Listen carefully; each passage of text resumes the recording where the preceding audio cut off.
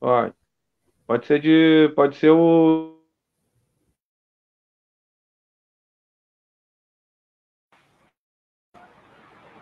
Os serviços funerários de Guayaquil estão cheios. Em frente ao cemitério, os carros com caixões precisam esperar em longas filas para poderem entrar. A pandemia de Covid-19 interrompeu o trato dos mortos na cidade mais populosa do Equador. Alguns tiveram que esperar até 2 dias para ter o corpo reconhecido pelos familiares. A paralisação das atividades e o toque de recolher de 15 horas pela pandemia deteve o trabalho de cemitérios e funerárias, que, além disso, muitas vezes não querem buscar os mortos em casa por medo de que sejam uma fonte de contágio. A cidade de Guayaquil tem a maior taxa de mortalidade pelo novo coronavírus na América Latina, 1,35 mortos por cada 100 mil habitantes. A doença contagiou mais de 3 mil pessoas no Equador, com cerca de 100 vítimas até esta sexta-feira.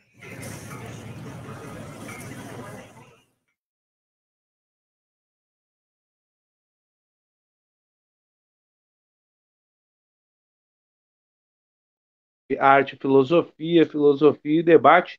E hoje, filosofia e ciência.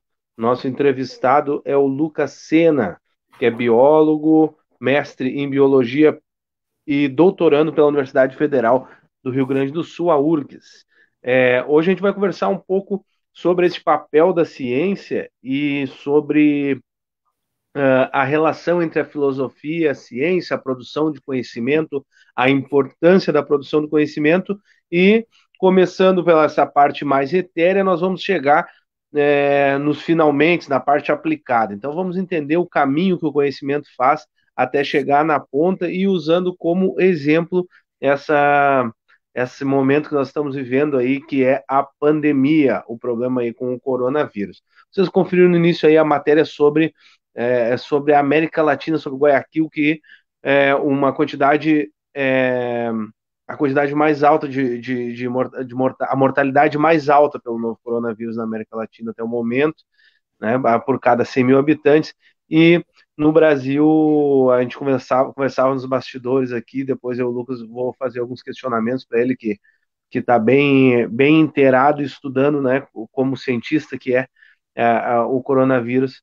A gente já chegando a 90 mil e com certeza vamos chegar a 100 mil mortos, né, no Brasil. Então é um momento delicado, mas a gente tem que entender qual a importância da ciência e para que serve a filosofia em tempos de pandemia.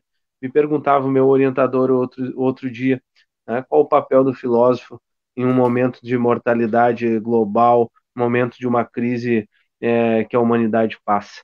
Existe papel para a filosofia? Existe espaço para a filosofia nesse momento? Lucas Sena, boa noite, seja bem-vindo, tua saudação. Então, em primeiro lugar, boa noite a todo mundo que está nos assistindo. Boa noite, Jonas, obrigado pelo convite. Eu vou começar pela discussão mais da filosofia. Eu me lembro no início do governo Bolsonaro, quando teve aquela discussão sobre as universidades e o próprio papel da filosofia, da sociologia, e o próprio governo trabalhava numa perspectiva de que a filosofia seria algo secundário, enfim, mais contemplativo, de hobby, e que não teria aplicações práticas do mundo cotidiano. Então, eles trabalhavam bastante com essa ideia. E eu quero começar fazendo essa discussão e essa conexão entre filosofia e ciência. Tem um paleontólogo e biólogo bem conhecido, que é o Stephen Jay Gould. Ele apareceu até no episódio dos Simpsons, então para ver que ele é um cara bastante conhecido. E ele tinha uma discussão muito importante sobre o papel da filosofia para a ciência.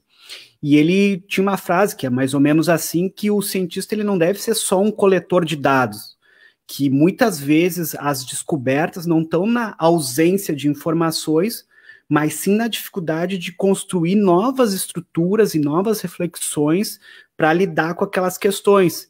E a filosofia sempre teve um papel revolucionário para montar novas estruturas de reflexão para a ciência e novas abordagens. Então, eu acho que, por exemplo, a dificuldade que hoje a gente tem passado aqui no país sobre entender o que a gente está vivendo se passa essencialmente pela dificuldade das pessoas se fazerem as perguntas corretas, porque a informação ela nunca foi tão acessível.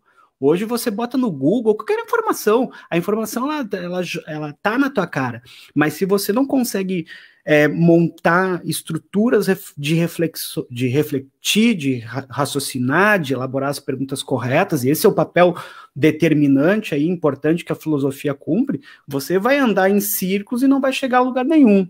Então, em primeiro lugar, a filosofia ela tem um papel fundamental, determinante para o avanço científico. O Lucas aí começou falando um pouco da filosofia, e o programa Terça Parte é um programa de filosofia, né, nas redes, e às vezes a filosofia acaba se tornando algo distante e guardado às paredes da cátedra, mas na verdade não, a filosofia está aí e é acessível. Se diz que a filosofia é mãe de todas as ciências, vulgarmente se fala, né, Lucas? Ah, a filosofia é mãe de todas as ciências. A gente, o método científico, ele surgiu a partir de uma discussão milenar, poderíamos dizer, porque lá na Grécia Antiga a gente tem, né, os primórdios dos primeiros princípios que dão origem ao pensamento científico e que ficam um pouco, vamos dizer, adormecidos durante boa parte da Idade Média, e que com as cruzadas, a partir do século XII em diante, esse ideal do conhecimento científico, do conhecimento com previsibilidade de resultados, do conhecimento universalmente válido, ele começa passível de teste, ele começa a voltar. E devagarzinho a ciência vai se reestruturando até que durante a partir do Renascimento, que a gente fala, né, no fim da Idade Média, a gente tem um boom, não é, principalmente a partir da Itália, que financia muitos pensadores e proto-cientistas, né, e o Oriente Médio também produz muita ciência. Não só o Oriente Médio, mas todo o mundo árabe produz muita ciência já nesse período do Renascimento.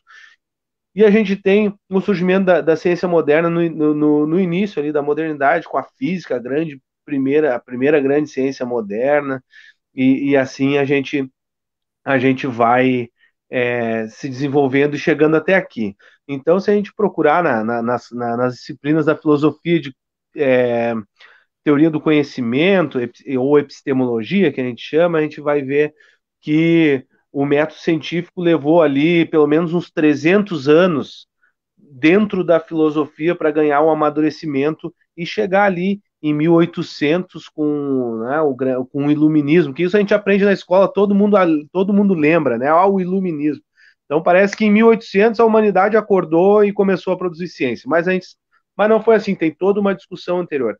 E isso que o Lucas colocava, né? A filosofia ela faz uma discussão anterior que vai desabrochando, vai possibilitando que outras coisas nasçam no plano científico. Eu não vou entrar hoje aqui em filosofia analítica, que se não houvesse filosofia da linguagem, filosofia analítica, por exemplo, nós não tínhamos a linguagem de programação que permite a gente estar fazendo essa live, mas não é o tema hoje, né? O tema hoje é essa parte mais da ciência voltada para a área médica, para a ciência biológica. Nós temos todas as reflexões do Foucault, que vale a pena falar aqui, sobre o cuidado de si, sobre a luta antimanicomial, sobre a história da medicina no século II, no século III. Existe uma gama infinita de discussões, a bioética, entre a ciência biológica, a ciência médica e a filosofia. Mas para a gente não ficar aqui chovendo no molhado, Lucas, o Terça Parte, né, permite aqui qualquer coisa, qualquer pergunta, qualquer conversa, porque a filosofia tem que manter o espírito que quer se manter livre, tem que se manter livre, e aqui vocês podem deixar o comentário, porque o sistema é dialético, né? A participação do público é importante, e o Terça Parte é uma produção do jornal O Coletivo, está lá no Facebook, O Coletivo, e vocês podem participar, divulgar, compartilhar e curtir o Terça Parte. Lucas Sena, hoje doutorando em biologia, trabalha com a parte de genética, e eu acompanho bastante o teu Face. tu fez um podcast, Lucas, falando sobre várias coisas ali, né, já faz, eu acho que um mês, mais ou menos, né? Sobre essas contra-informações e essas coisas que tentam convencer o público, não é? Semana retrasada a gente fez um programa aqui no Terça Parte sobre falácias e o Daniel, que era o entrevistado, no exemplo da falácia por generalização apressada, usou a cloroquina. E eu escutei teu podcast e eu vi que tu usou o mesmo exemplo que a gente usou aqui no programa. Porque não é porque faz bem ou fez bem em uma pessoa que se tratou, eu posso concluir que vai fazer bem para todo mundo. E daí, falando do ponto de vista científico, não argumentativo, o que a ciência testou efetivamente sobre a cloroquina? Então, às vezes a gente pode fazer uma observação da realidade e a partir daí fazer uma generalização, só que muitas vezes essa generalização ela não condiz com o fato real, né? E essa questão dos medicamentos é importante, porque, por exemplo, logo no início da pandemia, e isso é importante, porque às vezes não é nem a ausência de conhecimento científico, mas é só como você reflete e interpreta as coisas. Lá no início da pandemia, se discutia muito a taxa de mortalidade, certo? Você lembra lá, só morre 1%, só morre 2%, só morre 0,5%. Vai morrer mesmo. E aí o que acontece? Quando a gente é infectado, o nosso próprio sistema imunológico começa a realizar um conjunto de ações para derrotar o vírus. E, à medida que a gente derrota o vírus, a gente se cura. Então, existe essa taxa de mortalidade que gira em torno aí dos 2%, e o restante o nosso próprio sistema imunológico reage e combate. E aí o que acontece? Tem todo esse debate da hidroxicloroquina, que o grande argumento é, eu conheço alguém que tomou e se curou, a pessoa tomou e se curou, etc, etc, etc. A grande questão é que 97%, 98% das pessoas que vão ser infectadas com coronavírus vão se curar, graças ao seu sistema imunológico. Independente de tomar hidroxicloroquina, independente de tomar café, se eu pegar um grupo de indivíduos com coronavírus e der café para eles, eu vou conhecer muita gente, mas muita gente que se curou. Bem, como é que a gente se lida com esse dilema para saber se de fato ela tem algum efeito ou não tem um efeito? Tem a ver essencialmente com um processo que a gente discute na pesquisa clínica, de uma forma geral, de ter um grupo caso e um grupo controle. Ou seja, um grupo de pessoas que eu vou tratar com medicamento e um outro grupo que eu não vou tratar com medicamento, que em geral usa um placebo. A pessoa acha que está tomando medicamento, mas na realidade ela não está tomando medicamento. E esses dois grupos têm que ser o mais homogêneo possível. Eu não posso pegar um grupo que as pessoas estão com estágio da doença avançada e outro que está melhor. Não, eu pego dois grupos homogêneos, executo um tratamento num grupo e no outro não, e eu vejo o desfecho. Existe diferença quando eu comparo um grupo caso e um controle, ou seja, quando eu comparo indivíduos que tomaram versus o que não tomaram? A ciência mostra que não existe diferença. Nem quando é em casos graves, nem quando é em casos moderados, nem quando é para evitar a doença, ou seja, não há diferença entre os dois grupos. E esse é o grande trauma, porque a presidência, no caso do Bolsonaro, adota a hidroxicloroquina como uma grande salvação. Nós temos aí estoque de hidroxicloroquina por 18 anos, sendo que sabe? E está faltando insumos básicos nos hospitais.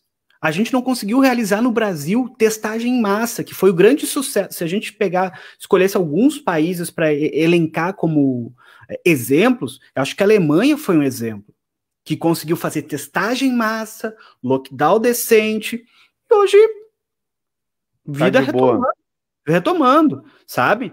Mas isso, o primeiro passo é tu fazer testagem em massa. Se você não testa em massa, você não consegue acompanhar a dinâmica do vírus, você não consegue isolar os indivíduos infectados, porque na realidade você só testa quem chega no hospital já num caso avançado. Então, coisas básicas, falta o básico. A gente, no Brasil, não conseguiu fazer uma rede de distribuição de máscaras, de álcool em gel, o básico, sabe? E esse é o crime, porque as pessoas às vezes falam, mas deixa tomar, qual o problema? Não, mas tem problema. Tem problema. Tem o outro medicamento, que é a azitromicina, que eles combinam com a hidroxicloroquina, que é um antibiótico. Se você toma antibiótico de forma demasiada, acontece que você vai fazendo com que as bactérias elas se tornem resistentes e aí causa um efeito colateral que é o surgimento de superbactérias, que tem muito na Índia. No Brasil, antigamente, se vendia antibiótico fracionado. O médico dizia, toma, faz 14 dias de tratamento, eu comprava 3 antibióticos e fazia 3 dias de tratamento, sabe?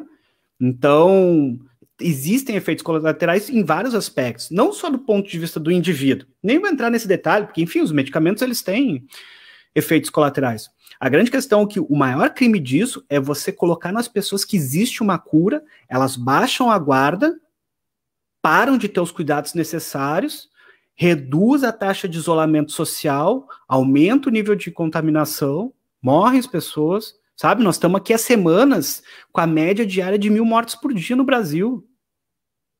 E isso, e nós vamos chegar a 100.000 mortos. E se lá em março a gente dissesse, vai chegar a 100.000 mortos no Brasil, o que iam dizer? Não, é um alarmismo, o nosso clima vai nos proteger, só morre idoso, sabe? Então, uma luta para defender o presidente que vira a chave e sempre tem uma narrativa para proteger ele. E o custo dessa proteção do presidente é 1.000 mortes por dia. Sim. 1.000 mortes por dia. Lucas, são vários pontos, várias questões que a gente poderia entrar aqui, tem que em 1 hora de programa nem dá para falar tudo que a gente tem para falar. Mas uma das coisas assim que a gente vê na história da saúde pública do Brasil, e especialmente a partir do surgimento do SUS, é que as pessoas hoje têm o SUS como algo dado, algo que sempre existiu e como algo que é ruim, né? A gente sabe que existem limitações, mas do ponto de vista de um país continental, que é o Brasil, o nosso sistema público de saúde, ele é referência mundial, inclusive, né? E as pessoas às vezes acabam confundindo, talvez, a relação entre a questão clínica do corona, do coronavírus, da contaminação do corona, e essa coisa de morre, não morre, mas morre só 95% das pessoas que pegam, então eu tenho 95% de chance e talvez não conseguiram entender esse ponto da estratégia da saúde pública em regular a curva para que todos que tenham a doença possam ser atendidos no momento em que contraírem o vírus. Teria como tu tentar explicar para a gente assim, essa relação, daí pensando como gestão de saúde, né, gestão da saúde pública e não unicamente a questão do quadro clínico? Assim, se tu vê de uma perspectiva individual da pessoa, ela pode refletir isso, sabe? Quase como se fosse uma roleta russa. Se eu pegar, qual é a chance de me ralar? A grande questão é que se você coloca isso num bojo total, isso não impacta só no coronavírus, mas impacta nas outras doenças. Porque se você sobrecarrega um sistema de saúde, tanto da rede pública, tanto da particular, que se antes você atendia, sei lá, pneumonia, bronquite, tal coisa, bem, e já estava assim, no limite, agora quando você importa outros casos, isso faz com que você sobrecarregue e tenha um impacto coletivo, mesmo que você não tenha coronavírus. Então... Tu trabalha a tua pesquisa em parceria com o Hospital de Clínicas, tu acompanha o dia a dia do hospital. Essa semana eu escutei qualquer coisa sobre estarem sendo suspensos qualquer tipo de procedimento. E várias cirurgias, num primeiro momento eletivas, elas foram desmarcadas, e o fato de sobrecarregar o sistema de saúde faz com que... Porque o coronavírus, ele tem, como se trata de uma infecção transmitida por vias respiratórias, você não consegue colocar no mesmo leito um indivíduo com coronavírus e um outro indivíduo, sei lá, com uma outra. Então tem essa complexidade, esse elemento que se coloca. Sim, até porque um paciente em recuperação que pegar coronavírus, claro, não, e a outra, totalmente a chance de recuperar. Outra questão que talvez existe um limite que é material, assim, porque às vezes as pessoas falam, mas por que isolamento? Porque não dá para construir, sei lá, leitos infinitos. Vai construir leitos, mais leitos. Tem um limite que as pessoas entendem que o leito da UTI é o respirador. A analogia do respirador na UTI é a mesma coisa que o fogão no restaurante. Bem, pode ter o fogão, mas se você não tiver ninguém para operar o fogão, se não tiver ninguém para atender as mesas, para lavar o prato, ou seja, é toda uma estrutura de profissionais. E se faltar a colher na hora de servir, já era. Vai fazer o quê? Colher, bem, pode ter comida, pode ter tudo. Então, é um conjunto de profissionais, de insumos necessários para realizar o atendimento na UTI. O Brasil estava com ausência de analgésicos para o processo de intubação, sabe? Porque é isso, a ausência de um plano centralizado, as ações individuais dos prefeitos e governadores são importantes, mas quando você trata de uma pandemia num país, você tem que ter uma política centralizada, com planejamento, e isso o Brasil não teve, e não está tendo. E nós não temos um ministro da saúde para planejar, para ver qual que é a demanda. Não, é gripezinha, é cloroquina e... Então tem coisas que são básicas, são coisas básicas. Da oposição. O corona, não, no fim das contas, não é intriga da oposição mesmo, né?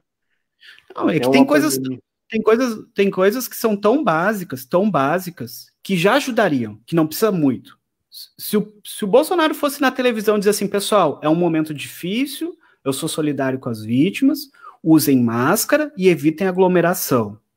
Usem álcool em gel. Se ele fizesse isso, já ajudava. O problema é que nem isso, nem ser solidário com as pessoas. Então é impossível combater uma pandemia com as características do coronavírus se o chefe de Estado e 30% da população sabotam. É impossível. Por mais que se esforce, não vai. Essa é a tristeza. E esse é o drama que o Brasil vive. E os países com características similares ao do Brasil entraram para o mesmo buraco. Talvez a expressão mais categórica disso é os Estados Unidos.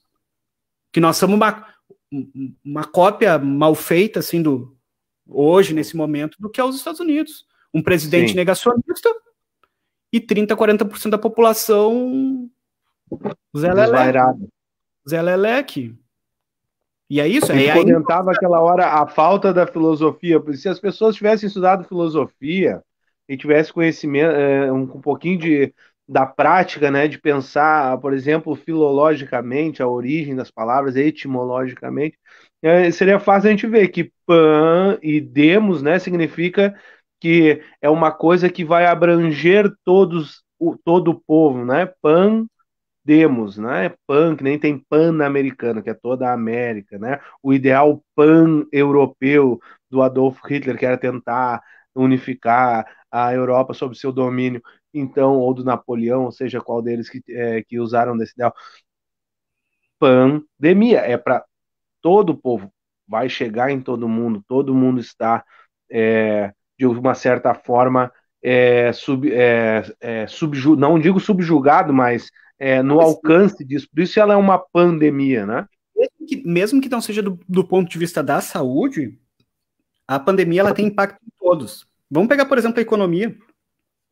Essa lama que o Brasil está, de um processo que se arrasta ali de março até agora, e possivelmente a gente entre em agosto, tá? Em alguns estados se fez a abertura econômica, se abriu shoppings, e os comerciantes disseram, olha, as pessoas não vêm, porque não se sentem seguras, sabe? Então pode abrir o comércio, não vai vender, porque as pessoas estão inseguras. Então impacta, porque as pessoas não têm confiança.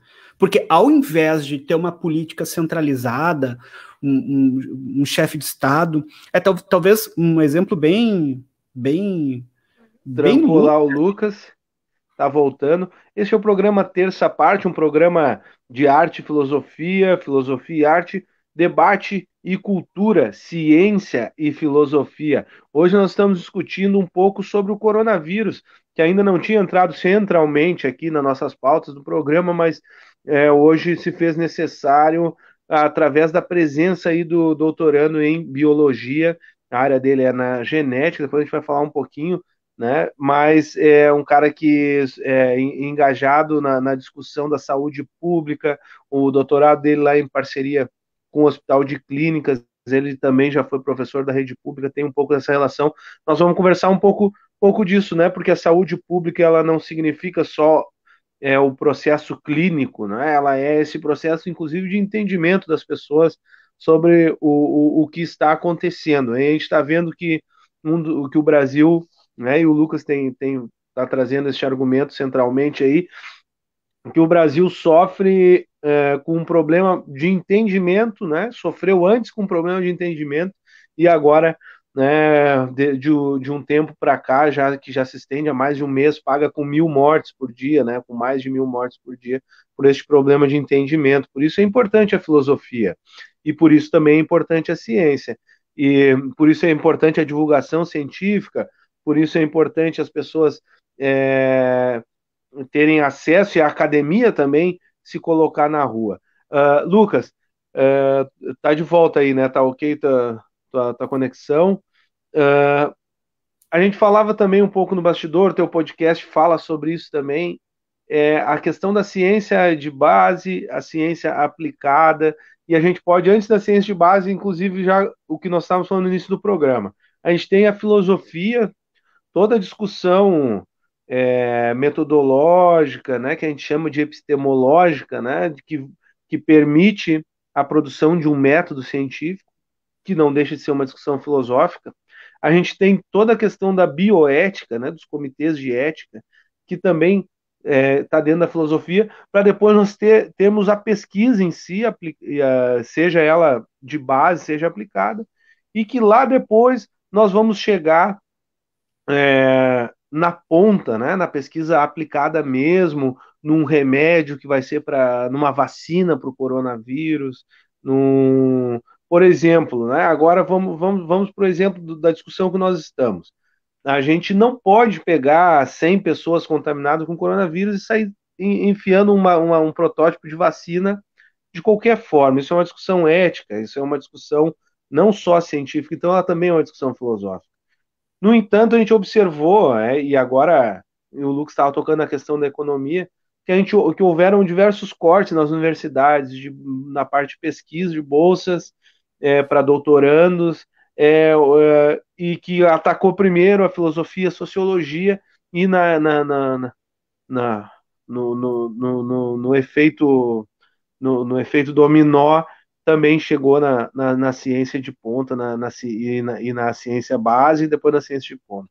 E, inclusive, essa semana a gente tem o meu doutorado é na UFPEL e o reitor da Universidade Federal de Pelotas é reconhecido pela parte de epidemiologia, é o principal programa de pesquisa da UFPEL, é o Centro de Epidemiologia, e conceituado mundialmente, e o governo, essa semana retrasada, cortou os recursos da pesquisa da UFPEL, que justamente está tentando entender o impacto social, né, porque epidemiologia, né, estuda como uma epidemia se comporta, né, então o principal centro, talvez, de epidemiologia do país, ou um dos principais, estava realizando uma pesquisa e teve seus recursos cortados porque os dados iam de contra a pregação do presidente.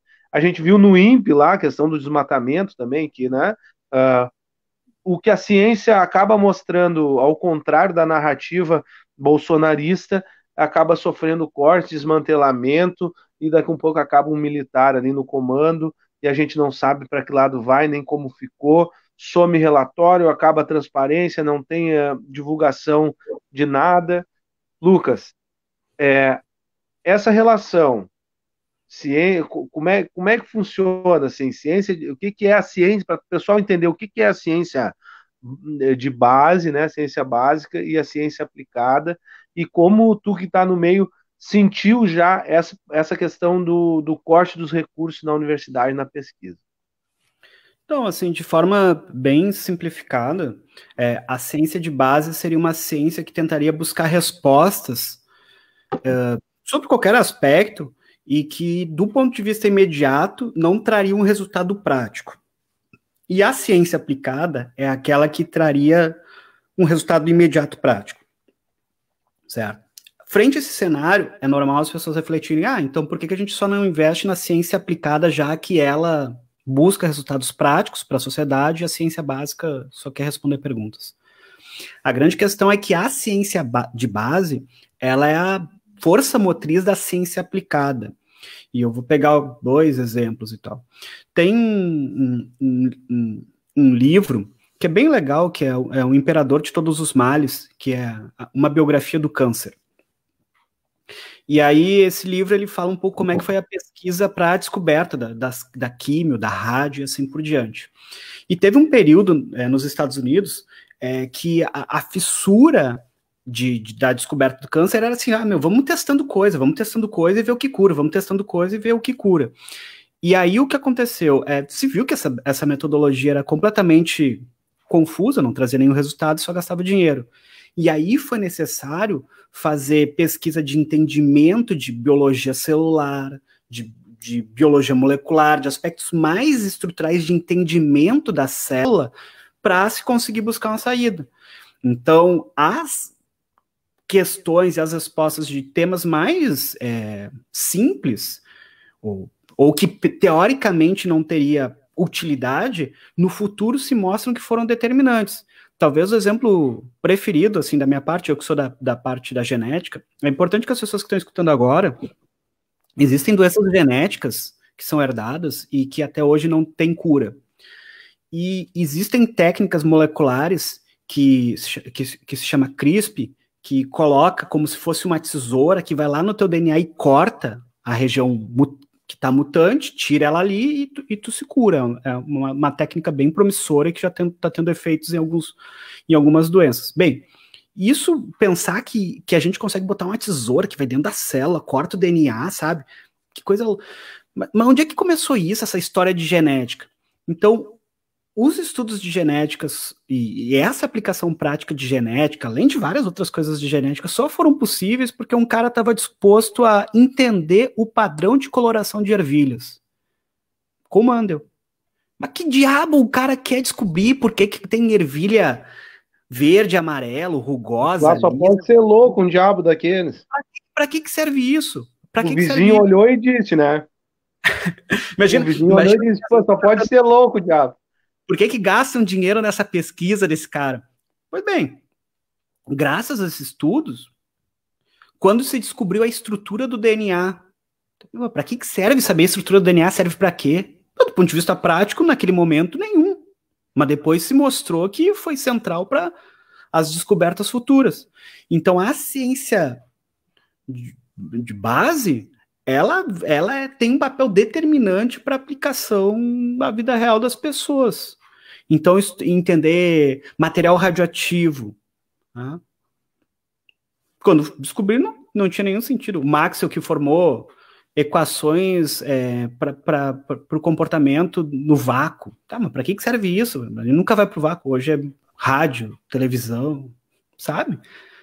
Então, entender a realidade é o primeiro passo para você tentar modificar ela. Então, a grande diferença entre nós e os demais seres vivos tem várias, mas talvez a minha preferida foi o desenvolvimento de uma parte do cérebro que é o córtex pré-frontal, que fica bem aqui na frente.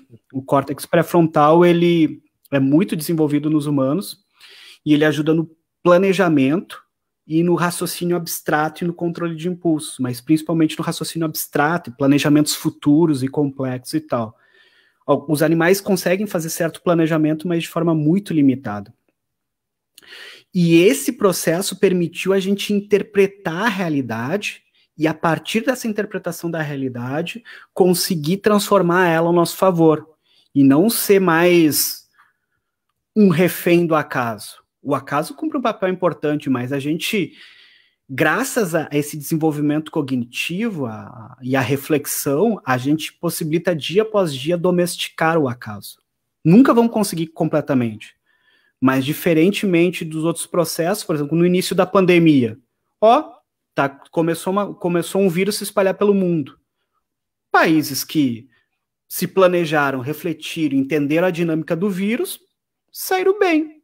Quem não fez, saiu mal. Estados Unidos, Brasil. Então é isso. Então, até o córtex pré-frontal também não é garantia, mas ele possibilita você fazer essas reflexões mais abstratas.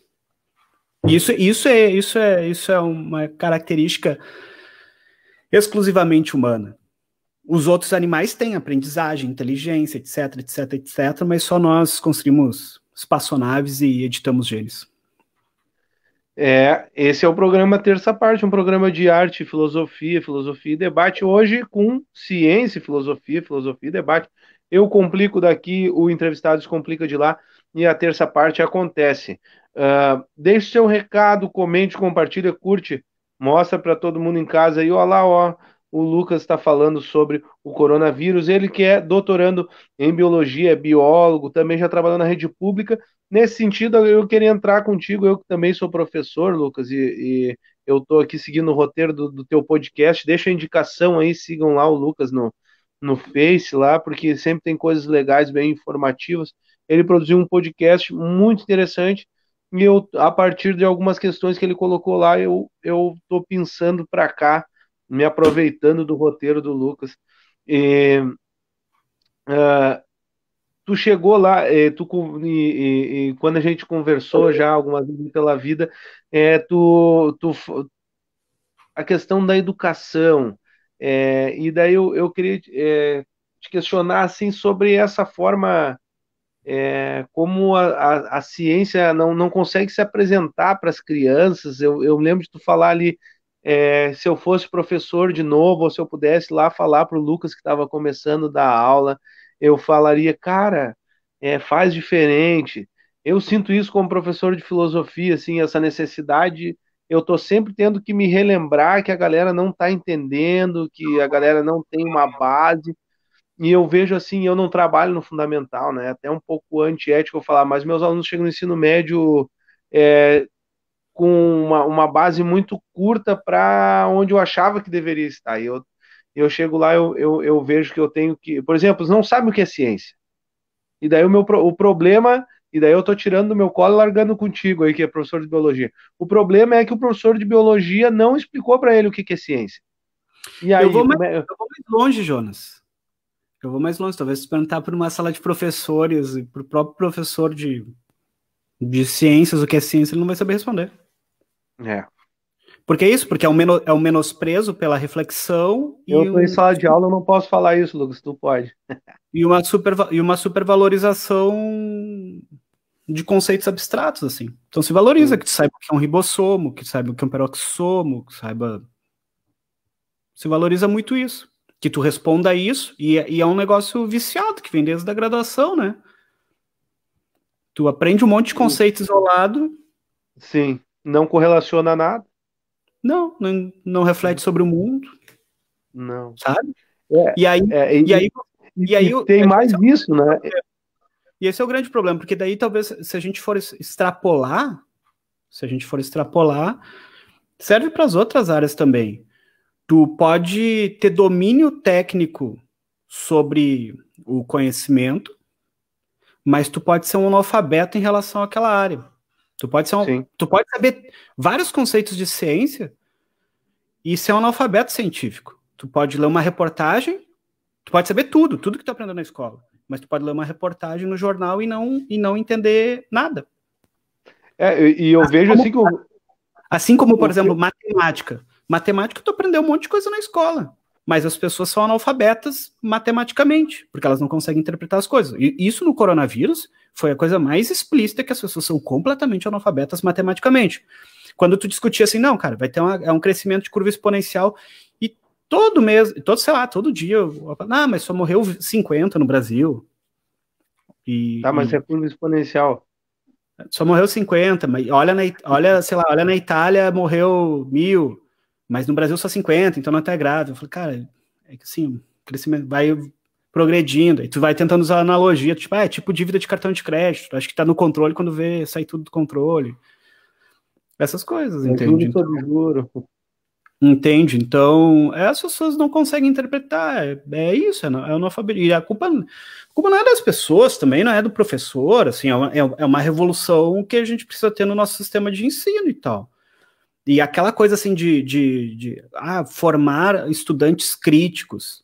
O estudante crítico não é assim, só lute pelos seus direitos, fazer passe. Não, é tu ler uma reportagem, interpretar e refletir sobre ela. Isso é tu ser crítico. E não ser só um ser passivo. Porque eu costumo...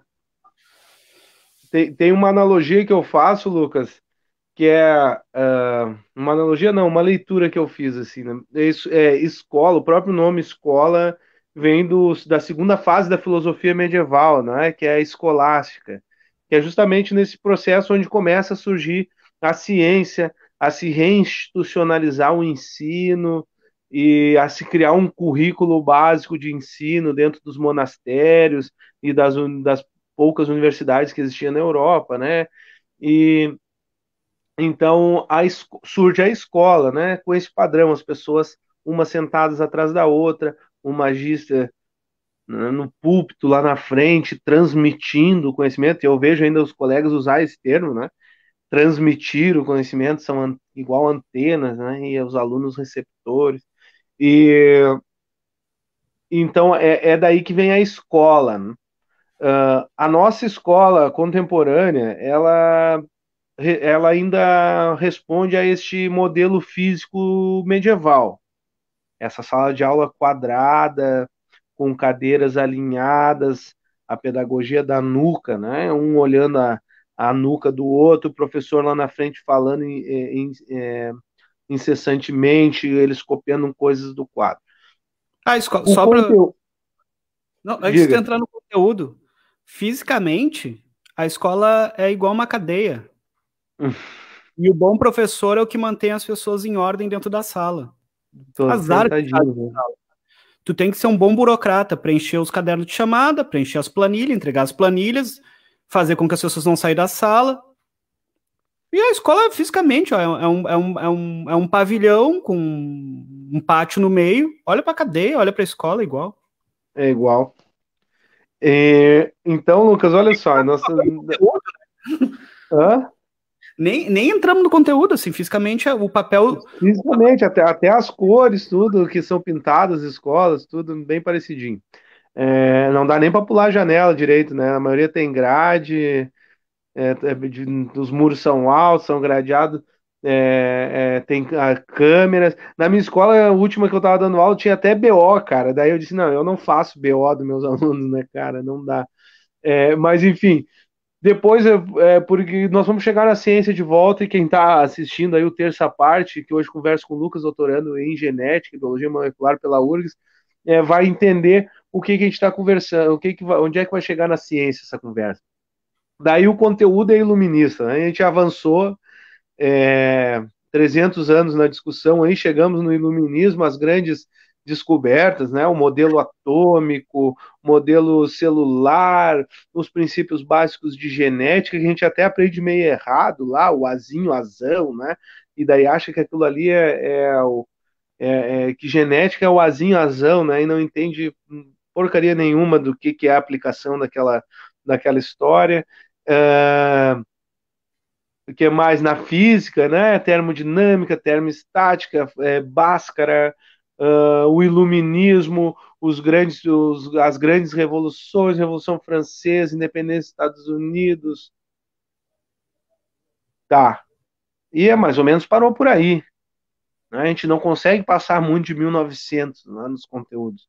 A gente não vai fazer nunca uma discussão sobre quântica, por exemplo, sobre o que o Lucas falava antes de deleção do DNA, reprogramação não, reprogramação é dos codes, edição gênica, né? A gente não consegue entender a relação, por exemplo, lá um transgênico com o DNA, com a aula de biologia lá do DNA, o que tem a ver uma coisa com a outra, com a aula de geografia, na questão econômica. Não, isso não acontece, não se viabiliza isso dentro da escola.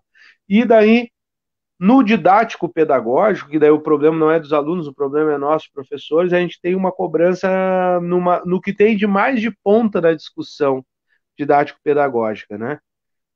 Mas é só assim, pro forma, para botar no caderno de chamada, né? Que é o que o Lucas falou, o aluno crítico, a emancipação do sujeito, essa coisa toda que é muito bonito, a construção do conhecimento, a gente tem uma série de documentos, todos bem bonitos. Estou fazendo os cursos de gestão agora do governo do estado, né? Gestão escolar. Tu olha ali o diretor, articulador que envolve a comunidade escolar. Mentira, né? A prática quanto menos a família for na escola, menos incomoda o diretor, mais tempo a gente mantém a ordem, o aluno dentro da sala de aula, o professor passando coisas no quadro. Essa estrutura escolar, ela é contraproducente e ela produziu esse nosso problema que a gente tem hoje. E ela produz, e depois isso acaba tendo um impacto na produção científica também. Lucas, tu tem como dimensionar, assim, o Lucas, voltando lá no teu passado, o Lucas que saiu da escola, assim, o teu entendimento que tu tinha do que era a ciência, o que era a biologia, o que era a produção de conhecimento científico. Quando eu saí da escola, e entrou na universidade. Quando tu entrou na universidade, não sei se tu entrou de chofre, assim, na escola, mas na universidade, mas como é que era esse Lucas de lá, a visão que tu tinha, que te passaram, que tu construiu na escola? Sempre tive uma relação horrível com a escola. Eu fui um péssimo estudante, fui muito ruim, odiava a escola, odiava, não fazia sentido nenhum, e toda vez que eu tentava entender algo sobre o que estavam tentando me explicar, era difícil achar algum professor que me incentivava a entender. Então, sempre a minha dúvida sempre foi combatida. Eu me lembro uma vez que eu perguntei para minha professora de matemática. Tem até meme disso no Facebook rolando. Quando eu vejo o professor compartilhando aquilo, eu fico, deu, né? Acabou. Que é aquele... professor, para que isso cai na prova? Para que isso é importante para minha vida? Tá? Por que esse conteúdo é importante? Porque cai na prova. Porque cai na prova. Eu me lembro, a professora estava explicando o tal dos números imaginários em matemática, e eu perguntei para ela, o que é isso e tal, para o que serve o número imaginário? E ela deu uma resposta assim, porque é para prova. E sabe, no fundo que eu acho, que ela só me deu essa resposta porque ela também não sabe por que ela não estuda. Sabe por que tá estudando. Ela aprendeu na faculdade e está no currículo e ela aplica. E se nós de atrás tem papel, assim, pegando minha área biologia, tem várias coisas que as pessoas perguntam, mas por que é isso? E eu sei minimamente explicar e tal, sabe? Então, tem esse primeiro elemento, que a dúvida não é incentivada, pelo contrário, ela é combatida, um aluno questionador. Então, eu tinha relações odiosas com a escola. E a dúvida é um elemento central aí, né, do conhecimento científico, filosófico, todo. Segundo o menosprezo pelas reflexões mais de fundo, os debates filosóficos. Tem um tema que é apaixonante da física, tem um tema que é a onda é uma luz, a luz é uma onda ou uma partícula? E isso choca radicalmente com a nossa própria forma de pensar, porque a gente é dicotômico, né? A pessoa está viva ou está morta? Como assim pode estar viva e morta? É bom ou é ruim? Então, a luz é uma onda ou é uma partícula? E esse processo de entender que a luz é uma onda e uma partícula, sabe? Traz reflexões. Evolucionamente, mas assim, você constrói o raciocínio com a pessoa, você traz os debates filosóficos. Eu me lembro uma vez que eu estava dando aula sobre modelo atômico, né? E tem um pedacinho lá que conta um pouco de história de modelo atômico e tal. E era a aula que eu mais gostava de dar era sobre modelo atômico, porque tu vai trazendo a história, mas tu não traz a história assim, o fulano descobriu isso, fulano descobriu isso, fulano descobriu isso, deu. Não, tu vai construindo os métodos, os experimentos. E vocês falam no Demócrito? Tu falava no Demócrito, não? voltava lá nos gregos, lá, origem da palavra átomo, e aí avançando.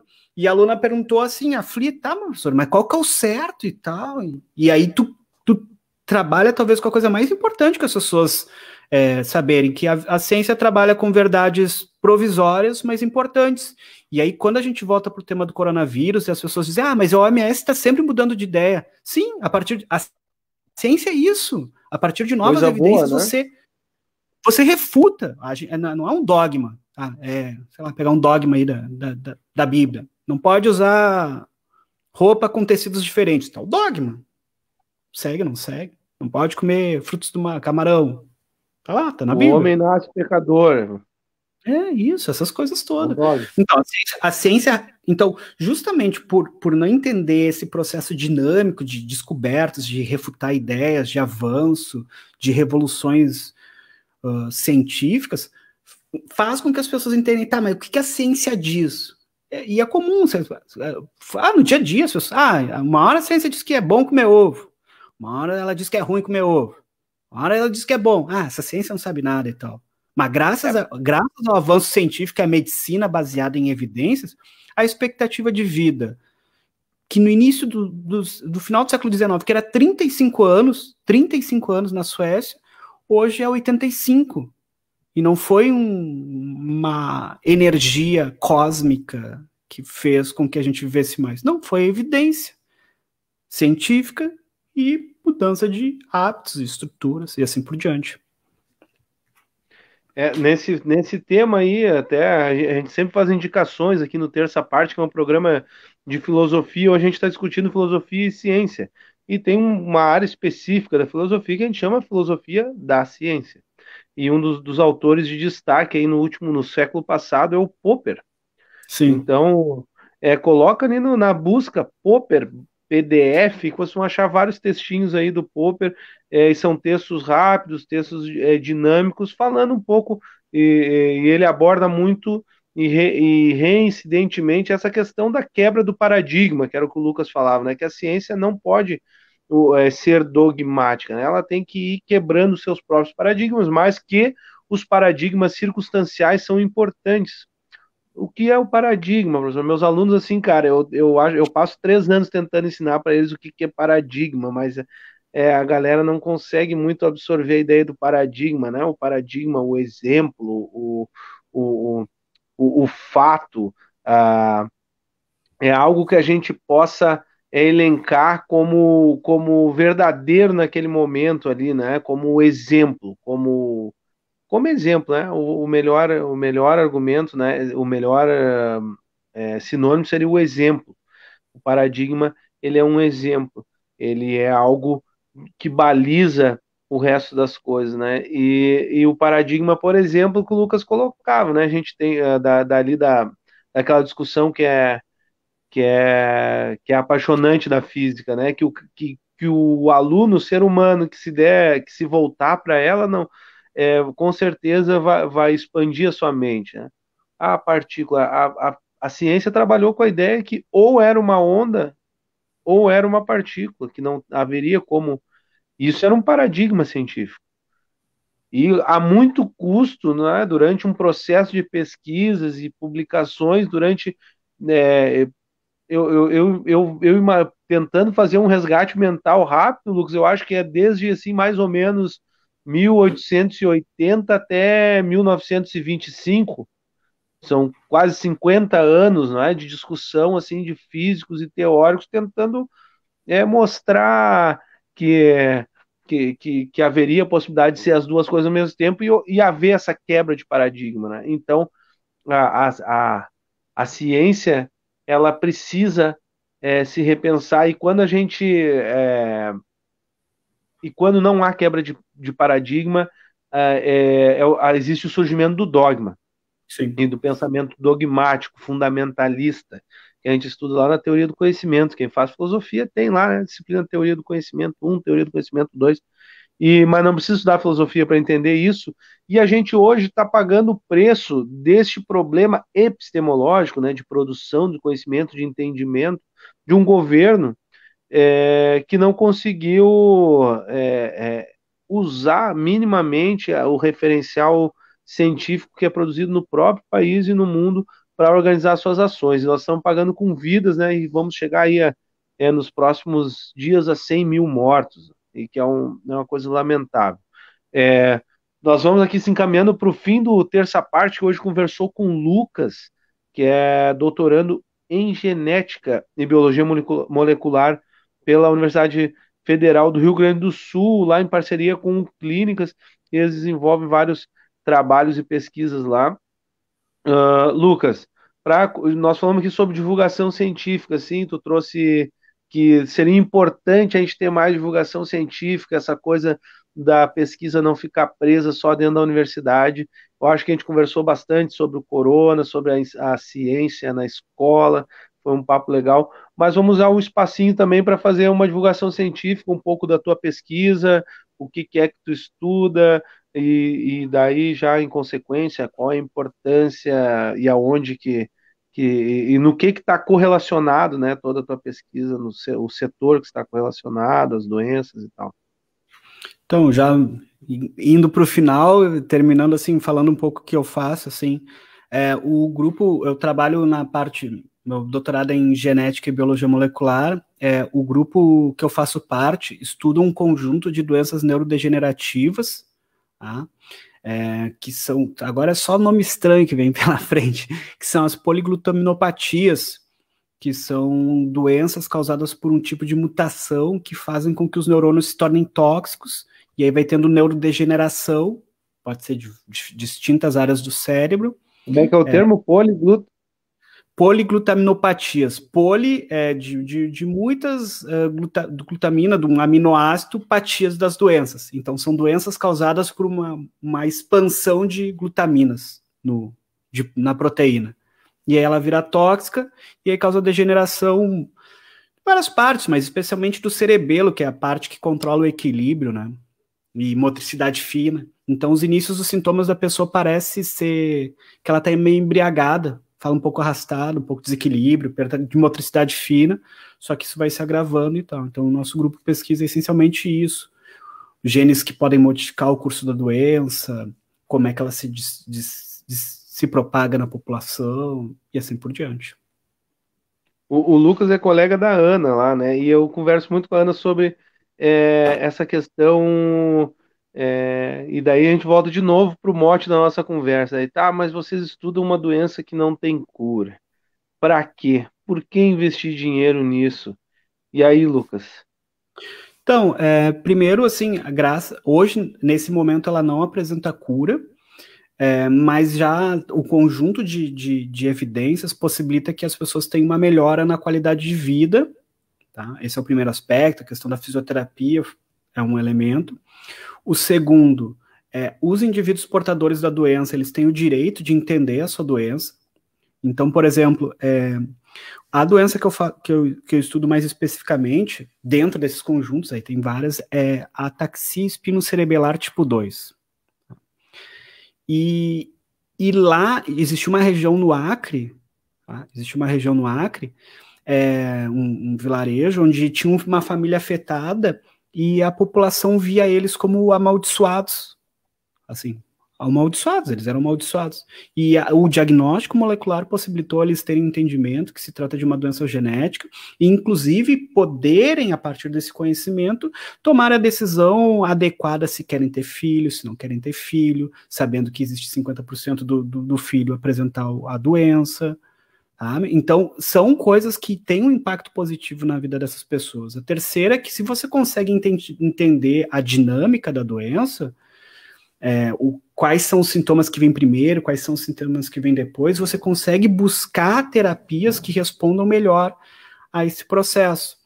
Então, são vários passos que você vai dando e você vai trazendo uma qualidade de vida para os indivíduos.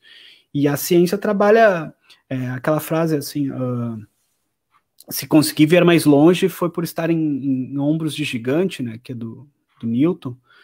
A ciência é isso, você vai construindo tijolos que talvez a minha geração, mas eu acho que a ciência está rápida, mas a gente nunca sabe do futuro.